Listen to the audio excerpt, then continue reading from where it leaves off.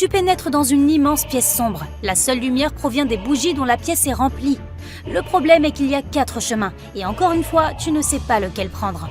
Soudain, chacune des portes s'ouvre et 4 personnes entrent dans la pièce. Il y a 2 hommes, une femme et une adolescente. Ils disent tous qu'ils sont prisonniers ici et que les 3 autres sont des vampires. À qui fais-tu confiance ?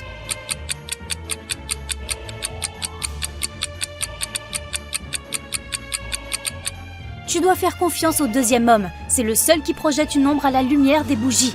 Les 3 autres ne le font pas. Ce sont donc des vampires. Donc, tu te précipites vers l'homme et tu fermes la porte derrière toi. Ça va probablement les ralentir pendant un moment, mais ils te poursuivront certainement, donc tu ne dois pas traîner. Pendant que tu cours, l'homme te dit qu'il est là depuis au moins 3 jours.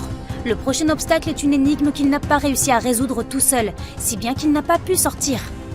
Finalement, tu te retrouves face à une autre porte avec un robot qui la garde. Pour te laisser passer, le robot a besoin que tu lui dises le mot de passe. Le problème est que le mot de passe est différent à chaque fois.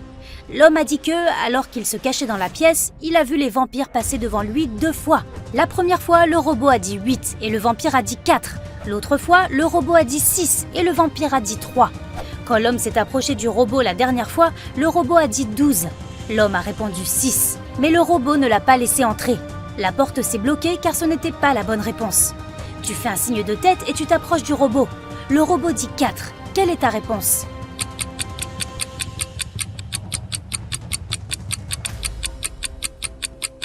La réponse est 6. La règle n'est pas de diviser le nombre par 2, mais de dire le nombre de lettres du mot. Ta réponse est acceptée. Le robot ouvre la porte et te laisse partir. Encore une fois, une autre pièce sombre. Mais en y entrant, tu es encerclé par 8 chiens affamés. Au milieu, il y a une tourte à la viande qui est posée sur une table si haute que les chiens ne peuvent pas l'atteindre. Pour les calmer et en faire tes amis avant qu'ils ne te choisissent pour dîner, tu dois leur donner la tourte. Mais il y a un problème. Le couteau est magique et ne peut faire que 3 coupes. Après 3 coupes, il disparaît. Ta tâche est de diviser la tourte en 8 parts égales avec ces 3 coupes. Comment peux-tu y arriver ?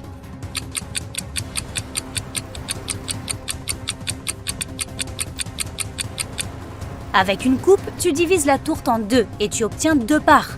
Ensuite, tu fais une autre coupe perpendiculaire et tu obtiens 4 parts. Lors de ton dernier mouvement, tu dois aligner les 4 parts et les couper toutes en leur milieu. Bravo, tu as tes 8 parts!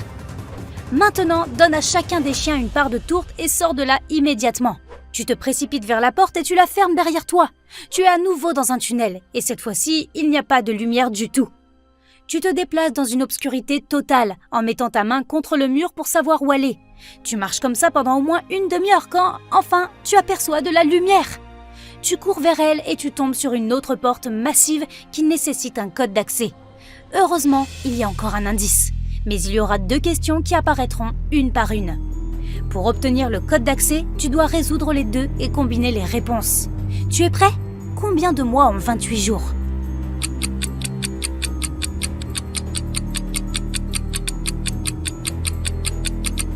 Chacun des 12 mois, évidemment. Ok, voici la suivante. Après la suite de lettres S, M, H, J, S, quelles sont les 2 autres lettres ?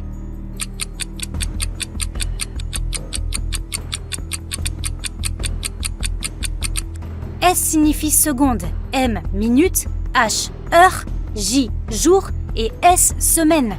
Ainsi, les lettres suivantes sont M pour mois et A pour année. Et le code complet est 12MA. La porte s'ouvre et tu te retrouves dehors. Enfin, de l'air et du soleil. Mais avant que tu ne commences à penser à ce qui s'est passé et à ce que tu vas faire ensuite, un policier vient vers toi. Avec lui, il y a 2 femmes qui portent des sacs en papier sur la tête. « Monsieur, êtes-vous Monsieur Jones ?» demande l'officier de police. Tu réponds que c'est bien toi. Mais l'officier a l'air suspicieux. « Nous ne pouvons être sûrs que vous n'êtes pas un de ces criminels se faisant passer pour quelqu'un d'autre, donc nous devons vous faire passer un test. L'une de ces femmes est votre fiancée. Dites-nous de laquelle il s'agit. » Et maintenant, tu te souviens enfin de ce qui s'est passé. C'était le matin de ton mariage. Tu étais sur le point de te marier et tu t'es retrouvé dans ce donjon. Le problème, c'est que tu n'as pas encore vu la robe de mariée de ta future femme, donc tu ne peux même pas dire laquelle est la bonne. Y a-t-il une autre façon de le déterminer ? Réfléchis bien. Avec le visage couvert, ces filles sont absolument identiques.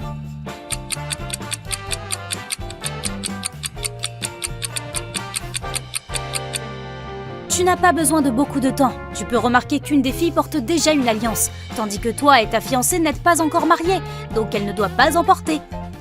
Et celle qui n'en a pas est la tienne. Félicitations! La fille enlève le sac et tu vois que c'est bien elle. Juste derrière toi, la porte s'ouvre et les vampires sortent. Tu t'apprêtes à crier, mais ils enlèvent leur déguisement et il s'avère que ce sont tes amis. Alors, tout ça n'était qu'une blague? Eh bien, oui, c'en était une. Mais ne sois pas fâché, tu t'es bien amusé, non? En tout cas, la plupart du temps. Tu te réveilles soudainement piégé dans une pièce sombre. Ta seule source de lumière est une bougie. Il y a 2 portes devant toi. Derrière l'une d'elles se trouve un tunnel qui te mènera à l'extérieur vers la liberté. Derrière l'autre, juste un mur de briques froid. Tu as une clé qui n'ouvrira qu'une seule des portes, et tu ne peux l'essayer qu'une seule fois. Comment savoir quelle porte tu dois essayer?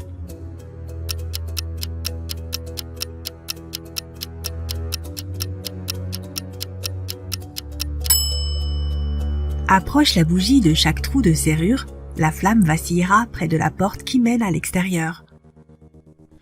Tu t'échappes vers la liberté, mais tu dois envoyer des documents importants à ton amie Betty. Tu ne peux pas les envoyer via un colis ordinaire car les précieux papiers risquent d'être dérobés. Tu les mets donc dans une boîte et tu la verrouilles. Mais Betty n'a pas la clé du cadenas. Comment peux-tu envoyer les papiers si tu ne peux pas envoyer la clé du cadenas séparément?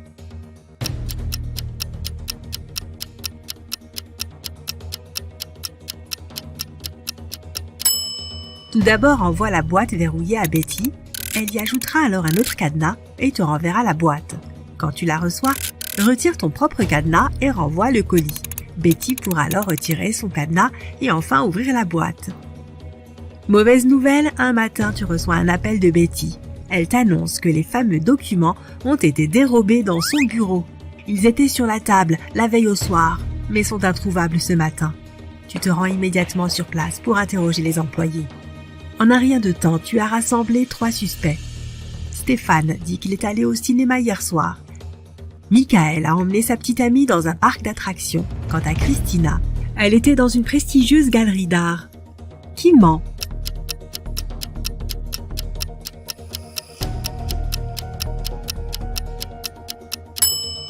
Le coupable est Stéphane. Son ticket de cinéma n'est pas déchiré. Ayant été pris la main dans le sac, Stéphane saute dans sa voiture et s'enfuit. Mais la police est à l'affût. Stéphane voit une voiture de police devant lui et commence à rouler vers elle. Pourquoi fait-il cela?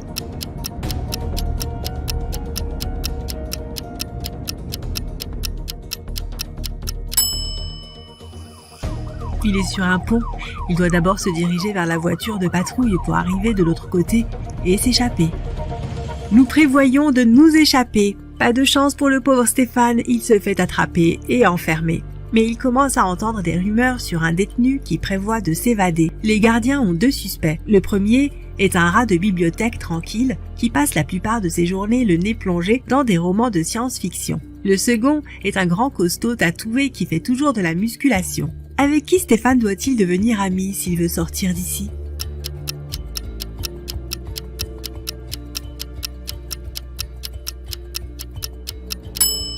Le rat de bibliothèque, regarde de plus près et tu verras que son marque-page est en fait une lime.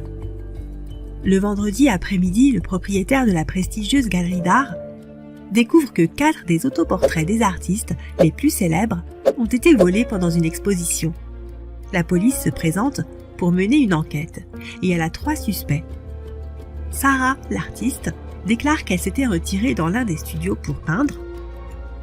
John, l'agent de sécurité, explique qu'il attendait dehors et qu'il ne savait même pas que des portraits avaient disparu. Daniel, le traiteur, déclare qu'il était dans un magasin pour récupérer des serviettes supplémentaires lorsque le vol a eu lieu. Qui est le coupable?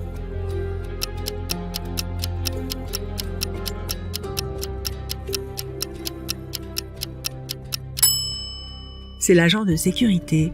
Il ne peut pas savoir que les tableaux volés sont des portraits, s'ils se tenaient à l'extérieur. Comme un malheur n'arrive jamais seul, il y a eu un autre incident cette nuit-là. Michael, qui nourrit une forte aversion pour l'art contemporain, s'est précipité dans la galerie et a causé des dommages de plusieurs millions de dollars à plusieurs tableaux. Pourtant, le propriétaire de la galerie l'a remercié pour ses actes. Pourquoi ?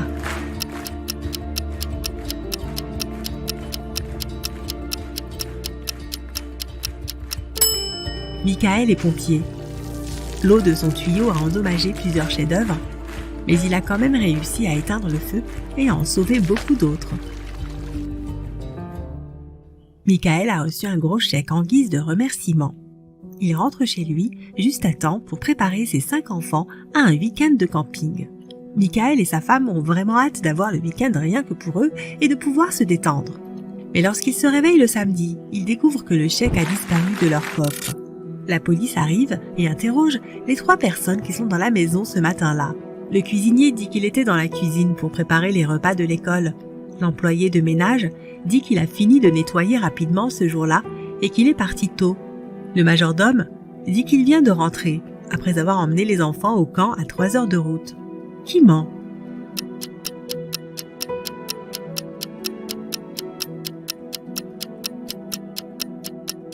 Le cuisinier, c'est samedi, donc il n'y a pas d'école, et d'ailleurs les enfants sont partis camper. Tu es perdu au milieu du désert et tu as désespérément besoin d'eau. Tu rampes à la recherche d'une source qui te permettra de t'hydrater. À la tombée de la nuit, le vent se met à souffler très fort et il commence à faire froid. Tu t'assieds près d'un arbre. Comment vas-tu trouver de l'eau au milieu du désert ?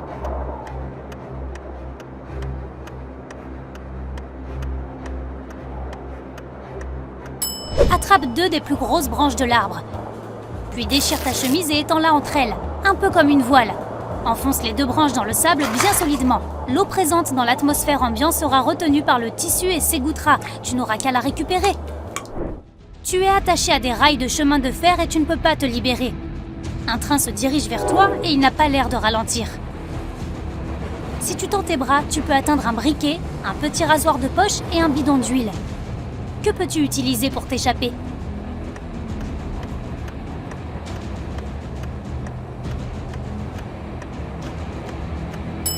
Verse l'huile sur les cordes qui te retiennent. Elle agira comme un lubrifiant et tu pourras te dégager. La pêche sur glace de Taylor a vraiment été fructueuse aujourd'hui. Il a remballé son matériel et s'est mis en chemin pour rentrer dîner. Mais alors qu'il rejoignait sa voiture, il s'est aperçu qu'il était suivi par un puma affamé. L'animal le poursuivait. Taylor était très près de sa voiture, mais le puma le rattrapait. Que devait-il faire ?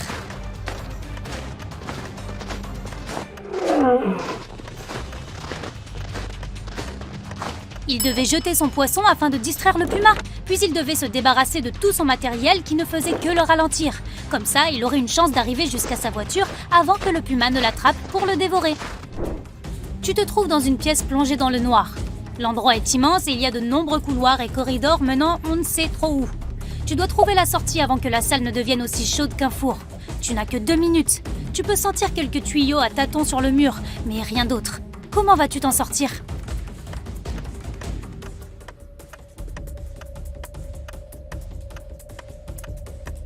Lorsque les tuyaux commenceront à chauffer, ils deviendront probablement rouges. Il fera déjà super chaud à ce moment-là, mais tu auras assez de temps pour comprendre la disposition de la pièce et trouver un moyen de t'échapper. Angela avait décidé d'aller se promener dans la forêt. Au bout d'1 heure environ, elle a trébuché et a renversé toute l'eau qu'elle avait emportée. Mais pas de problème. Juste devant elle se trouvait un petit lac, et tout près, un petit ruisseau et un cactus. Que devait-elle choisir afin de se désaltérer ?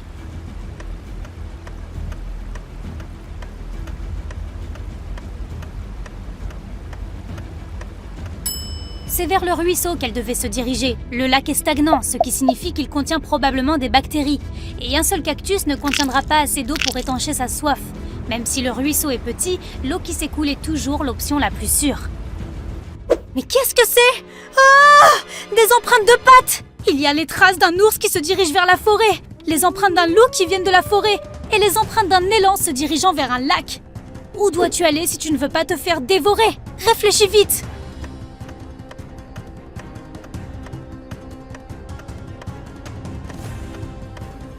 En se dirigeant vers la forêt, l'ours a probablement fait fuir le gros chien qui en sortait. Tu croyais que c'était des empreintes de loup ? C'est peu probable. Les loups se déplacent surtout en meute. L'ours est très probablement en train de poursuivre l'élan. Ils finiront donc tous les 2 au lac. Du coup, la forêt est sans doute l'endroit le plus sûr pour l'instant. Tu es tombé dans le puits d'un petit village et l'eau t'arrive déjà aux genoux. Il y a une corde qui mène tout en haut du puits, mais elle ne résistera certainement pas à ton poids. Tu regardes autour de toi et trouves un seau, quelques vêtements et un briquet. Comment vas-tu t'en sortir ?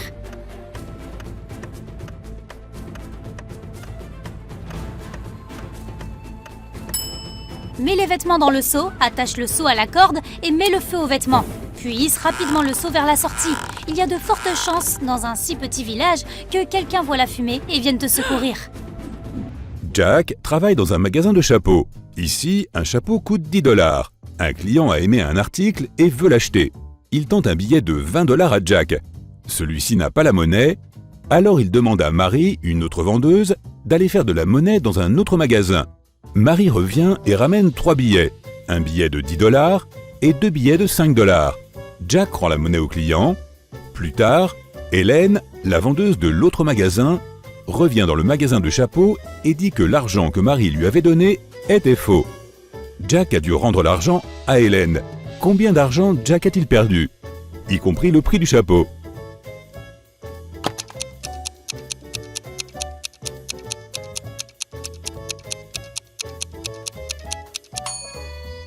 Jack a perdu 20 $. Il a rendu 10 $ en monnaie et le chapeau a coûté 10 $. Ce n'est pas nécessaire de compter les 20 $ qu'il a rendus à Hélène. Il a d'abord pris cet argent puis l'a rendu, ce qui fait que la perte est nulle pour lui. Une pomme rouge coûte 1 $, une verte coûte 2 $ et une bleue coûte 3 $. Quelle pomme et combien d'entre elles Jim a-t-il acheté si nous savons qu'il a dépensé 3 $ et 2 billets seulement?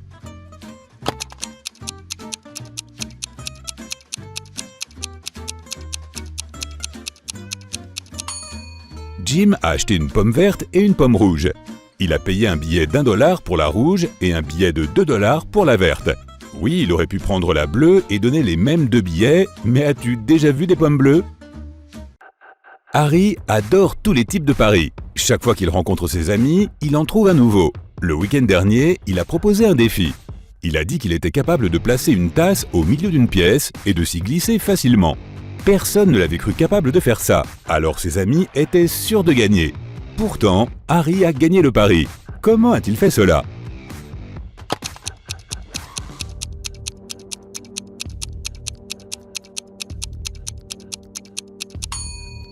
Il a dit qu'il pouvait placer une tasse dans la pièce et s'y glisser dedans. Il n'a pas précisé s'il s'agissait de la tasse ou de la pièce.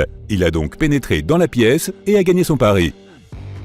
Anna a laissé une liste de courses pour son mari Jeff. Il y avait seulement 2 articles, mais elle a décidé de faire une petite farce à Jeff, donc elle n'a pas écrit ce qu'il devait acheter exactement, mais elle a écrit 2 devinettes. Le premier article de sa liste était « plein de trous mais peut contenir de l'eau ». Et le deuxième article avait « 4 doigts et 1 pouce, mais ce n'est pas un être vivant ». Que devait acheter Jeff?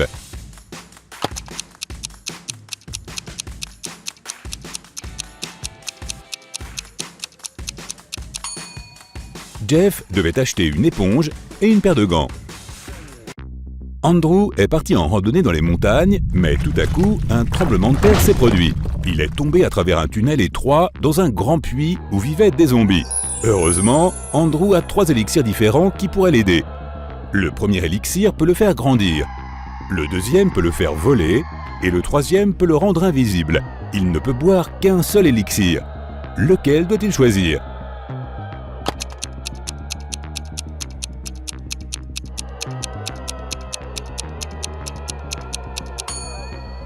Il n'a pas besoin de grandir car il ne pourra pas traverser le tunnel s'il le fait. Les zombies qui vivent dans le puits peuvent entendre et sentir, donc ils le trouveront même s'il est invisible. Il devrait choisir la capacité de voler, cela devrait l'aider à rentrer chez lui. Un célèbre malfaiteur a capturé William, un riche homme d'affaires, et l'a enfermé dans une pièce. Je ne te laisserai pas sortir tant que tu n'auras pas doublé l'argent que je te laisserai. Et le criminel a mis 3 000 $ sur la table. Lorsqu'il est revenu, William avait déjà doublé l'argent, mais il n'avait pas quitté la pièce et n'avait parlé à personne. Comment a-t-il fait cela?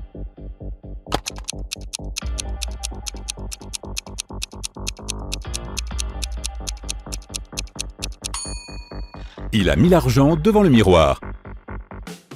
2 amis, Eric et Angus, avaient décidé de jouer. Sur la table, il y avait une assiette avec 11 pommes vertes et 7 pommes rouges. Eric avait les yeux bandés et il devait prendre des pommes sans les voir. Combien de pommes doit-il prendre pour être sûr d'avoir 2 pommes de la même couleur.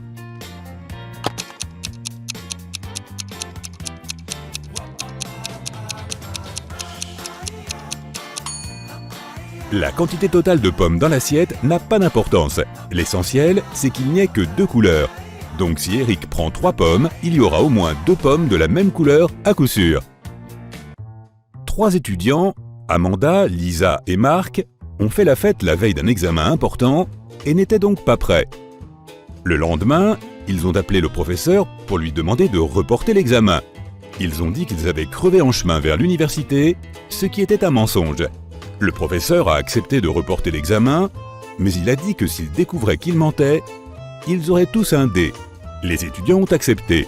Quelques jours plus tard, quand Amanda, Lisa et Marc sont venus à l'université pour passer l'examen, le professeur leur a donné une feuille d'examen avec une seule question. Les étudiants étaient assis loin les uns des autres afin de ne pas pouvoir tricher. Lorsque le professeur a ramassé les feuilles, tous les étudiants ont obtenu un F. Quelle était la question ?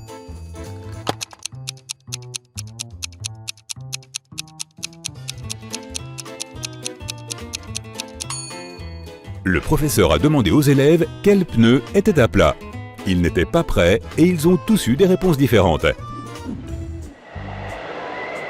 On t'emmène dans une grotte sombre. Ta mission est de t'échapper sans te faire prendre. 4 portes de couleurs différentes apparaissent devant toi. Une porte rouge mène à une galaxie extérieure sans la moindre trace d'oxygène. Une porte jaune te dirige vers un grand réservoir d'eau infesté de requins blancs. Une porte bleue conduit à l'époque, il y a 66 millions d'années, où un énorme astéroïde a frappé la Terre et a fait disparaître les dinosaures. Et une porte violette débouche sur une belle île remplie de plages et de nourriture délicieuse. Sur le mur, il n'y a qu'un seul indice. Il est écrit « Choisis la porte qui n'est pas d'une couleur primaire ». Tu as 10 secondes pour ouvrir la bonne porte.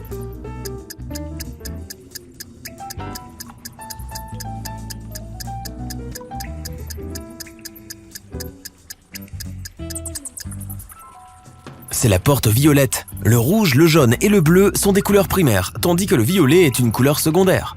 N'oublie pas non plus qu'il y a des plages et de la nourriture délicieuse. Tu as réussi à t'échapper et tu es maintenant transporté sur la belle île. Tu trouves un citoyen dans le besoin. Il te dit que son frère a été enlevé par un mathématicien maléfique et que la seule façon de le sauver est de résoudre sa devinette. Vous vous précipitez sur les lieux et arrivez à 15 heures précises. Là, le mathématicien vous accueille avec un regard furieux et une énigme compliquée. Si vous calculez la hauteur de ma tour, vous et mon prisonnier serez libres de partir. Si vous échouez, vous resterez ici pour toujours. Je vous propose 3 méthodes de calcul parmi lesquelles vous pouvez choisir. Plusieurs longs bâtons, votre ombre ou la longue corde qui pend de la tour. Je vous donne 9 secondes.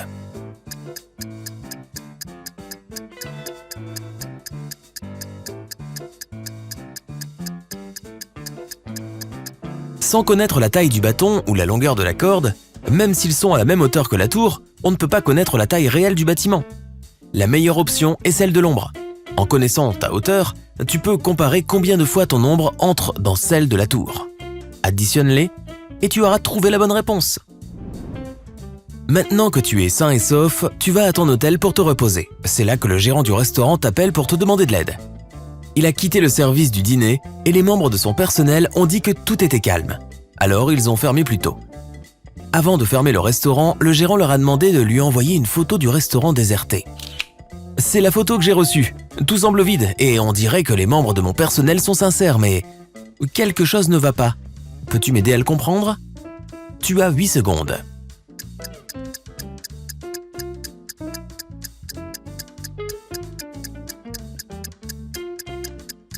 Il semble que l'image ait été photoshopée. Les employés ont retiré les personnes de la photo, mais ils ont oublié d'effacer la main de quelqu'un sur la table. Juste avant de monter dans ta chambre, la responsable des ressources humaines t'appelle dans son bureau. Elle a besoin d'aide pour les candidatures d'embauche qu'elle a reçues pour le poste de réceptionniste. Elle cherche une personne multilingue et a réduit le nombre de candidats à 3. Mais une seule de ces personnes dit la vérité. Sarah est originaire de Belgique et elle parle le néerlandais. Louise est originaire de Suisse et parle le suédois. Marie est originaire de Monte-Carlo et parle italien. Tu as 7 secondes pour savoir qui est sincère.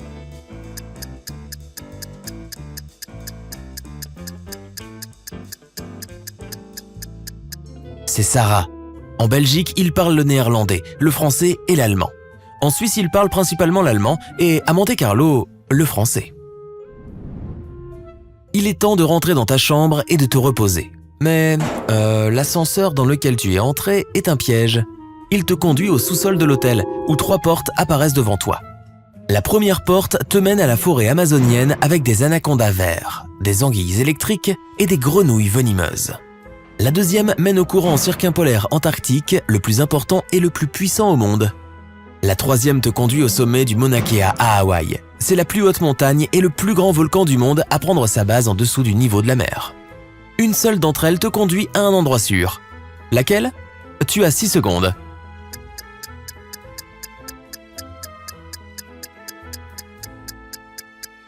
Choisis la troisième porte. Le Mauna Kea est un volcan en sommeil. Il a cessé d'entrer en éruption il y a des centaines de milliers d'années, donc tu es en sécurité. Tu es sorti de la grotte obscure et tu dois te rendre dans ta chambre. Dès que tu y pénètres, les lumières s'éteignent et tu entends des barreaux qui descendent jusqu'au sol et d'énormes chaînes qui clinquent entre elles. Tu utilises tes bras pour te repérer et tu tombes sur des points alignés sur une surface en bois. Tu fais passer tes doigts à travers eux. C'est du braille et ça se lit. Un des 3 champignons magiques sur cette table t'aidera à quitter cet endroit. Choisis-le judicieusement. Sinon, tu seras coincé dans cette pièce sombre pour toujours. Le champignon de gauche te rendra super fort et te procurera des pouvoirs de guérison. Celui du milieu ramènera l'électricité et tu pourras voir. Celui de droite te rendra petit et invisible. Tu as 5 secondes pour choisir le bon champignon.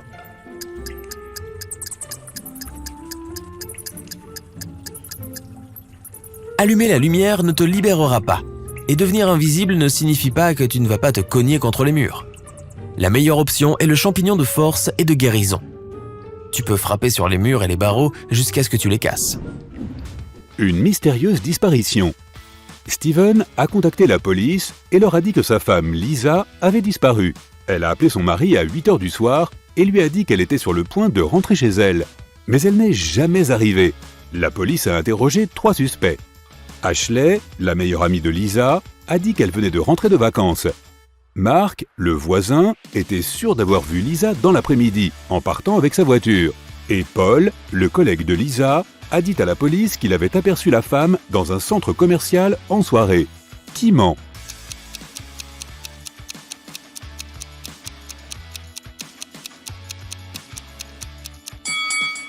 Paul sait quelque chose au sujet de l'endroit où se trouve Lisa. Elle n'était pas dans le centre commercial ce soir-là, mais dans un cinéma.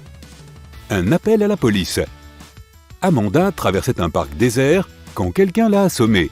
Lorsqu'elle est revenue à elle, son sac, ainsi que son téléphone, son argent et ses documents avaient disparu. Il n'y avait personne aux alentours, sauf une dame âgée.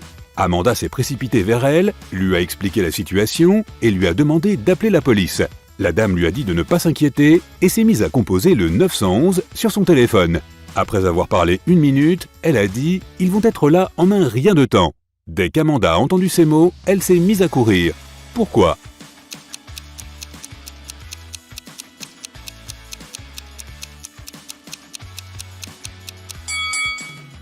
Amanda a constaté que le téléphone de la dame n'avait pas de signal. Alors comment aurait-elle pu appeler la police ? Une personne âgée bien douteuse. Un rendez-vous galant. Betty était aux anges quand 2 gars l'ont invitée à sortir. Mais elle a senti qu'elle ne pouvait pas les laisser espérer tous les 2, elle devait en choisir un. Steven était son coup de foudre secret. Il venait d'une famille riche, il était beau et intelligent. Elle rêvait de lui depuis 1 an. John était aussi un type bien. Elle était sûre qu'il était gentil et drôle. La fille était perdue. Lequel choisir ? As-tu des conseils ?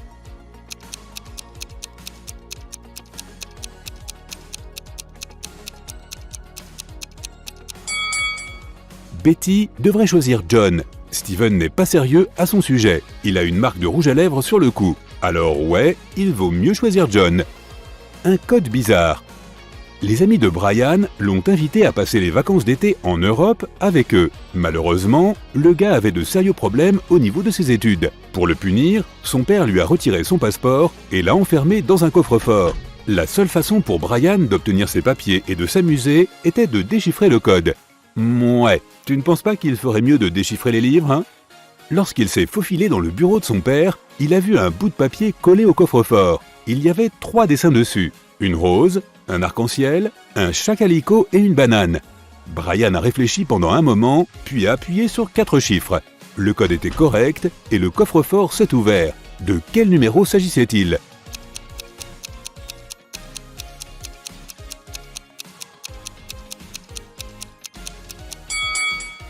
2, 7, 3, 1.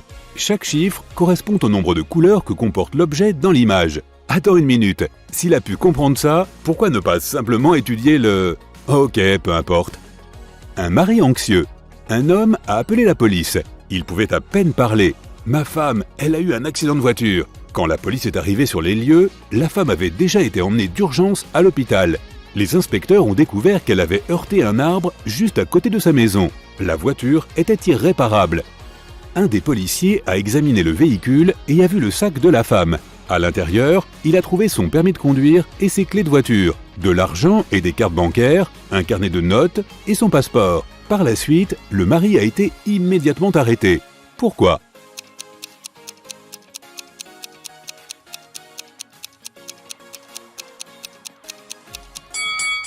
Comment la femme pouvait-elle avoir les clés de sa voiture dans son sac si elle conduisait? C'est une bonne question. Trouve le voleur. L'inspecteur Laurence se promenait dans la rue quand il a entendu quelqu'un crier. Il s'est précipité sur place et a vu une adolescente qui pleurait. Qu'est-ce qui s'est passé? Je parlais à mon ami quand quelqu'un a attrapé mon téléphone et m'a poussé au sol. Quand j'ai repris mes esprits, il n'y avait plus personne autour. Mais j'ai vu la porte de ce café se fermer. Le détective est entré dans le café dont la fille parlait et a regardé autour de lui. Il y avait 5 personnes à l'intérieur. Elles semblaient toutes plutôt convenables. Peux-tu découvrir qui est le criminel?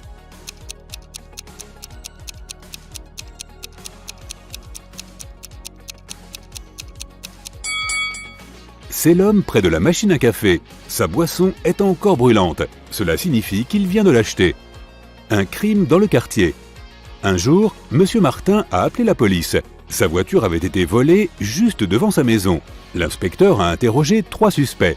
Eric, un adolescent qui habitait à côté, a déclaré qu'il était allé à l'école et n'avait rien vu de suspect. Amy, une jeune artiste qui loue une maison de l'autre côté de la rue, était trop absorbée par son travail pour faire attention au monde qui l'entoure. Mais M. Brandon, un homme âgé qui vivait à côté de la maison d'Amy, a accusé Eric d'avoir pris la voiture. M. Brandon était en train de prendre son petit déjeuner lorsqu'il a vu l'adolescent monter dans le véhicule et partir. Curieusement, après ces paroles, les policiers ont arrêté le vieil homme. Pourquoi ?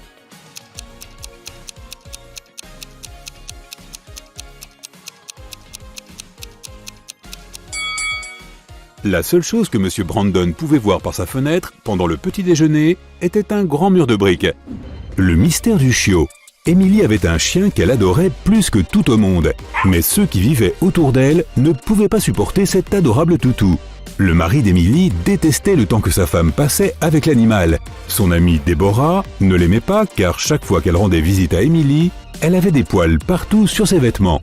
Et la femme de ménage de la famille n'était pas fan des animaux non plus. Un jour, Emily est rentrée à la maison et n'a pas trouvé son chiot. Elle était furieuse. Son mari lui a dit qu'il venait de rentrer du travail et qu'il ne savait rien à propos du chien. Son ami s'est défendu « J'ai laissé mon foulard ici hier soir et je suis venu le récupérer ». La femme de ménage a affirmé qu'elle ne s'était même pas approchée du chiot à cause de son allergie. Qui sait où se trouve le chiot ?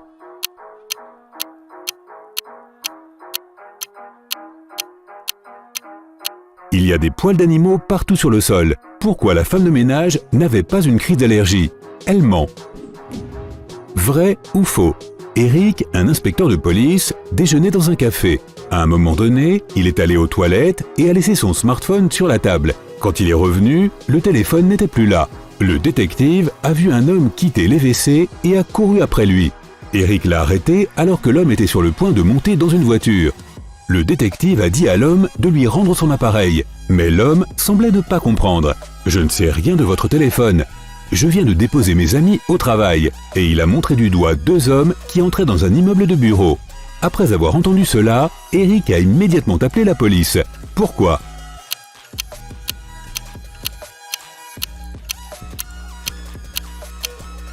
L'homme avait menti. Sa voiture était une voiture de sport avec seulement 2 sièges. La voiture n'aurait pas pu accueillir les 3 hommes. Qui est sorti? Au milieu de la nuit, Denis est réveillé par un bruit violent. Un des enfants a dû sortir. Ah, mais ils savent qu'ils ne sont pas autorisés à le faire après le couvre-feu. L'homme va voir les enfants. Tous les 3, Catherine, Ruth et Larry, semblent dormir tranquillement. Regarde les enfants et essaie de découvrir qui s'est faufilé hors de la maison.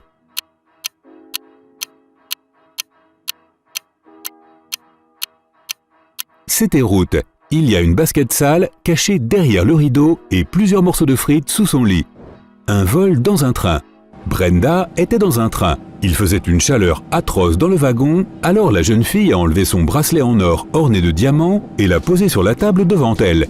Quelques minutes plus tard, le train est entré dans un tunnel et tout est devenu noir. Lorsqu'il est sorti du tunnel, le bracelet n'était plus sur la table. C'est incroyable. Brenda était horrifiée. Quelqu'un a pris mon bracelet. Il n'y avait que 3 autres personnes dans le compartiment. Hélène a dit qu'elle avait dormi. Rachel lisait un livre sur son téléphone. Et Grégory était allé aux toilettes avant même que le train n'entre dans le tunnel. Qui a pris le bracelet?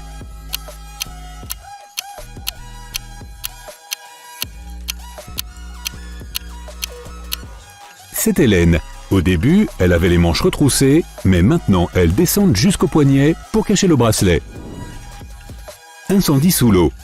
Un marin a reçu une lettre de sa petite amie. Dans ce message, elle lui disait qu'elle l'avait trompé. L'homme était tellement furieux qu'il a réussi à brûler sa lettre sous l'eau. Après l'avoir fait, il a été arrêté.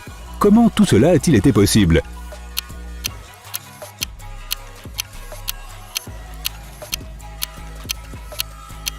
L'homme était un marin dans un sous-marin. Une fête du Nouvel An. Emma donnait une fête du Nouvel An et tout le monde s'amusait comme des fous. Mais soudain, quelqu'un s'est glissé dans la cuisine et a ajouté quelque chose dans toutes les boissons. Emma et tout le reste de ses invités ont eu une intoxication alimentaire. Seuls 3 types étaient en bonne santé. Ils n'avaient rien bu et cela avait l'air très suspect. Le premier a dit qu'il faisait du sport et qu'il devait rester frais pour sa course le lendemain matin. Le deuxième type a rougi, mais a admis qu'il aimait bien Emma. Il avait attendu l'occasion de lui parler toute la soirée.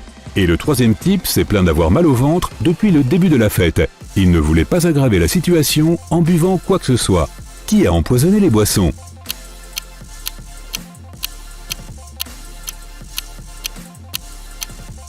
C'est le deuxième mec. Il porte des couvre-chaussures. Il les portait pour ne pas laisser de traces de pas sur le sol de la cuisine. Mia voulait aller à la fête que sa camarade de classe organisait, mais son père ne voulait pas qu'elle s'y rende. Mia a réfléchi un moment et s'est souvenu que ses grands-parents venaient d'emménager dans leur nouvelle maison de campagne de plain-pied. Elle a demandé à son père si elle pouvait leur rendre visite le week-end et celui-ci a accepté. Mais à la place, Mia est allée à la fête. Lorsqu'elle est rentrée chez elle après le week-end, son père lui a demandé si elle avait passé du bon temps. Mia a répondu qu'elle avait un peu aidé dans le jardin et qu'elle avait passé le reste de la journée à l'étage. Son père a tout de suite compris qu'elle mentait. Comment?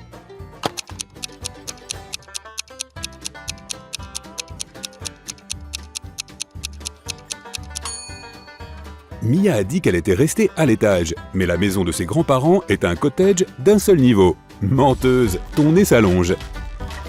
11 plus 3 font 2, 10 plus 5 font 3, mais voyons comment cela est possible.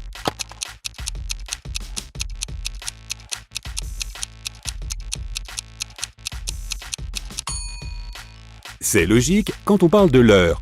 11 heures plus 3 heures, c'est 2 heures. 10 heures plus 5 heures, c'est 3 heures. Un roi veut savoir lequel de ses 3 fils est le plus intelligent. Il prend 3 coffres et place sa couronne dans l'un d'eux. Sur chaque coffre, il y a une déclaration. Mais une seule de ces déclarations est véridique.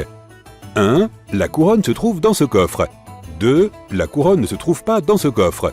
3. La couronne ne se trouve pas dans le coffre numéro 1. Chaque personne ne peut ouvrir qu'un seul coffre. Le fils qui découvrira où se trouve la couronne sera le prochain roi. Mais peux-tu résoudre cette énigme?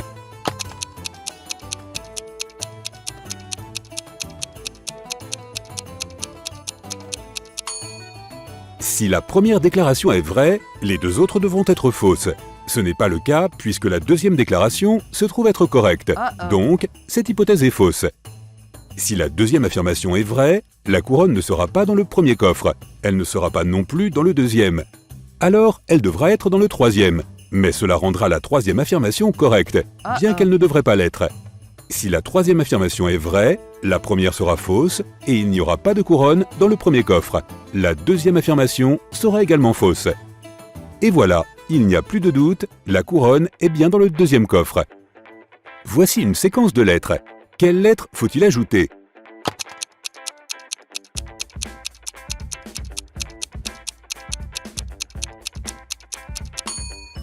La lettre manquante est F. Si tu la rajoutes à la suite, tu obtiendras la lettre E. James et Taylor étaient de bons amis à l'école primaire. Malheureusement, lorsque les enfants ont eu 10 ans, James et ses parents ont déménagé dans un autre état. Et les amis ont perdu tout contact.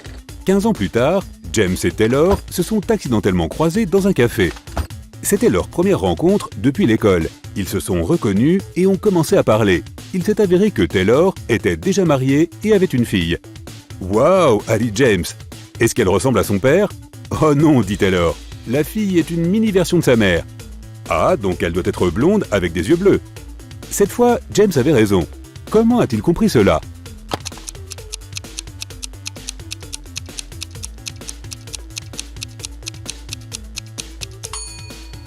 Taylor est une fille, elle est la mère et James n'avait qu'à la décrire. Tu te trouves à l'extérieur d'une pièce avec 3 interrupteurs en position éteinte. Ta tâche consiste à trouver lequel allume la lumière dans la pièce. Tu peux actionner autant d'interrupteurs que tu veux, mais tu ne peux entrer dans la pièce et vérifier si la lumière est allumée qu'une seule fois. Comment peux-tu comprendre quel interrupteur commande l'ampoule ?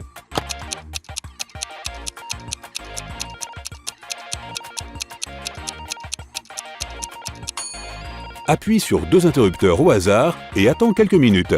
Ensuite, éteins-en un et entre dans la pièce.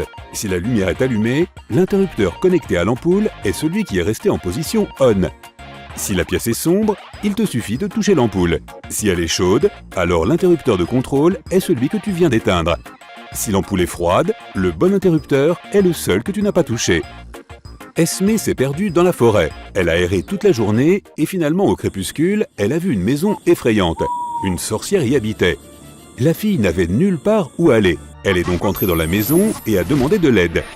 La sorcière lui a dit que si elle parvenait à résoudre son énigme, elle serait libre de partir au matin. Voici l'énigme. 17-J70-M82-J256-S354. Quelle est la lettre manquante ?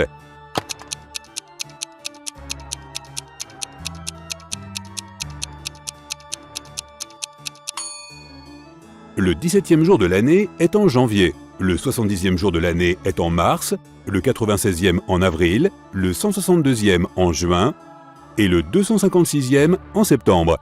Le 354e jour est en décembre. La lettre manquante est D. Une jeune fille a décroché son premier emploi de femme de ménage dans la maison d'une dame riche. Un jour, alors qu'elle faisait le ménage, elle a remarqué une collection de livres très chers. Elle a pris une pause pour regarder l'un d'entre eux et l'a remis sur l'étagère.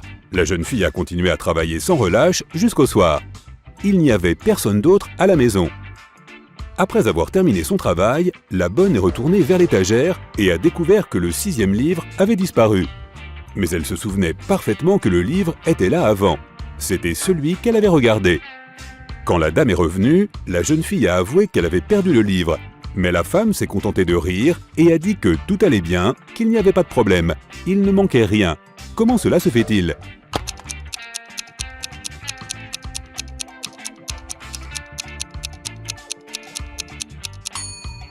La collection comptait 8 livres. Le 9e livre était en fait le 6e. La fille l'avait juste accidentellement rangé à l'envers.